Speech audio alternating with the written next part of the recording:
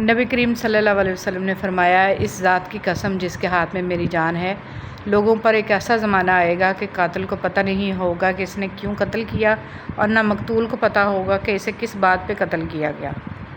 رسول صلی اللہ علیہ وسلم نے فرمایا، کثرت سے لا حول ولا قوت الا باللہ پڑھا کرو، کیونکہ یہ جنت کے خزانوں میں سے ایک خزانہ ہے۔ نہیں کوئی برائی بچنے کی ہمت اور نہیں نیکی کرنے کی قوت سوائے اللہ کی توفیق اور مدد کے۔ ایک لمبا سانس لیں اور پھر اس پر دل کی گہرائیوں سے اپنے رب کا شکر ادا کریں کہ اس وقت دنیا میں وینٹیلیٹر پر پڑے لاکھوں انسان اپنا پورا زور لگا کر بھی ایک سانس لینے کی طاقت نہیں رکھتے۔ الحمدللہ۔ کو پھیرنے والے رب میرے دل کو اپنی اطاعت کی طرف پھیر دے۔ انسان اچھے لوگ ڈھونڈنے کی کوشش کرتا ہے مگر خود اچھا بننے کی کوشش نہیں کرتا۔ جب آپ کی آنکھوں میں بہت سے آنسو جمع ہو جائیں، جب کسی سے کچھ کہنے کا حوصلہ نہ ہو، تو آپ کبھی پریشان نہ ہونا، بس اللہ کی طرف دیکھنا، اس سے ایک محبت بھری نظر کے کرم کی دعا کرنا۔ بے شک وہی تو ہے جو روتے ہوئے کو ہنسا دیتا ہے، وہی تو ہے جو بگڑی بنا دیتا ہے، اور وہی تو ہے جو ڈوبی نیا پار لگا دیتا ہے۔ بس اس سے امید رکھنا، اس پہ یقین رکھنا۔ امام شافعی رحمۃ اللہ علیہ فرماتے ہیں، لوگوں کی باتیں پتھروں کی طرح ہوتی ہیں، ان کو پیٹھ پر لاد لو گے تو یہ پیٹھ ٹوٹ جائے گی، ان کو اپنے قدموں تلے ایک برج بنا لو تو ان پر چڑھ کے بلند ہوتے جاؤ۔ کسی بھی چیز کے ختم ہونے سے زندگی ختم نہیں ہوتی۔ ہر بار کسی چیز کے ختم ہونے پر اللہ سے شکوہ کرنے کی بجائے اس کا شکر ادا کرنا چاہیے کہ اس نے ہم سے صرف ایک چیز واپس لی، سب کچھ نہیں لیا۔ زمانے کا شکوہ نہ کرو بلکہ خود کو بدلو، کیونکہ پاؤں کو گندگی سے بچانے کا طریقہ جوتا پہننا ہے، نہ کہ سارے شہر میں قالین بچھانا۔ موت رتبہ، شان و شوکت، دولت، عمر کچھ نہیں دیکھتی، اسے جب آنا ہوتا ہے تو پتہ بھی نہیں چلنے دیتی اور ایک پل میں سب ختم۔ جب رشتے نبھانا مشکل ہو جائے تو ان کو نبھانا نہیں چاہیے بلکہ اللہ کے حوالے کر دینا چاہیے۔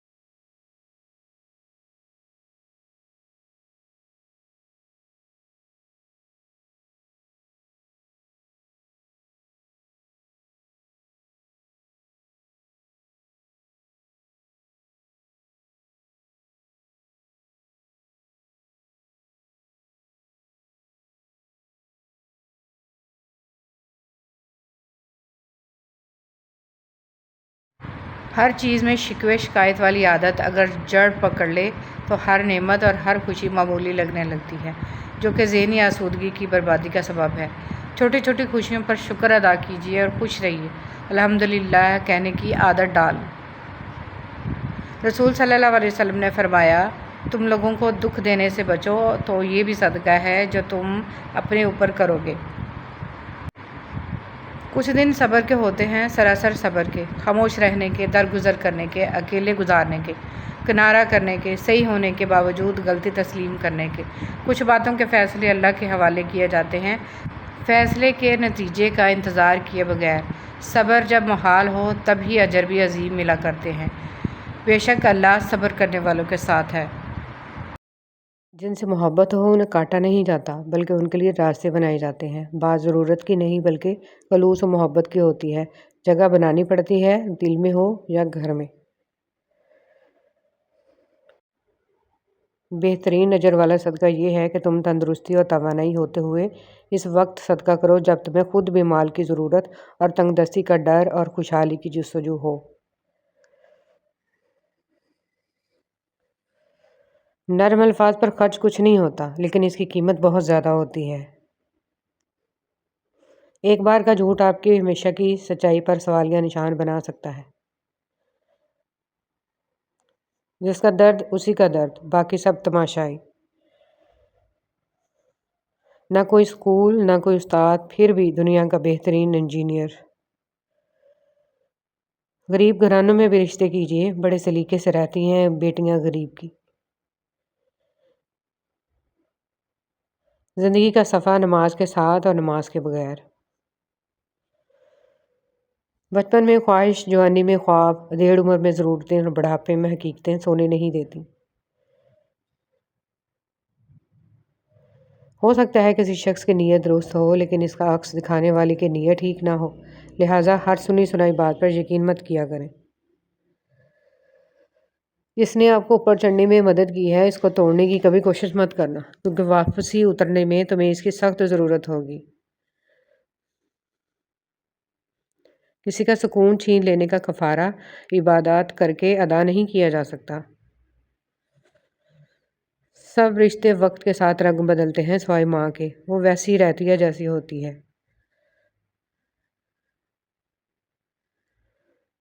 غیروں نے اتنی غلاظت ذہنوں میں بھر دی کہ اب قرآن اور نبی پاک صلی اللہ علیہ وسلم کا فرمان سمجھ میں نہیں آ رہا۔ ہر بچھڑ جانے والا رشتہ ہمارے جسم میں موجود ایک احساس کو مردہ کر جاتا ہے۔ کچھ لوگ ہمارا یقین مار جاتے ہیں، اور کچھ پیار، کچھ اعتماد اور کچھ ہماری خوشیاں۔ میرا اللہ مٹی سے کیا کیا رنگ نکالتا ہے۔ جہاں محبت ہو وہاں وضو کا پانی ٹھنڈا نہیں لگتا۔ معصوم افراد ہمیشہ دھوکہ کھاتے ہیں کیونکہ وہ غلط لوگوں پر بھروسہ کرتے ہیں۔ مشکلات سے نکلنے کا راستہ۔ نبی کریم صلی اللہ علیہ وسلم نے ارشاد فرمایا، جو شخص پابندی سے استغفار کرتا رہے، اللہ تعالیٰ اس کے لیے ہر تنگی سے نکلنے کا راستہ بنا دیتے ہیں۔ تم صحیح ہو، اس کا مطلب یہ ہرگز نہیں ہے کہ میں غلط ہوں، اس لیے تم نے زندگی کو میری سائڈ سے دیکھا ہی نہیں۔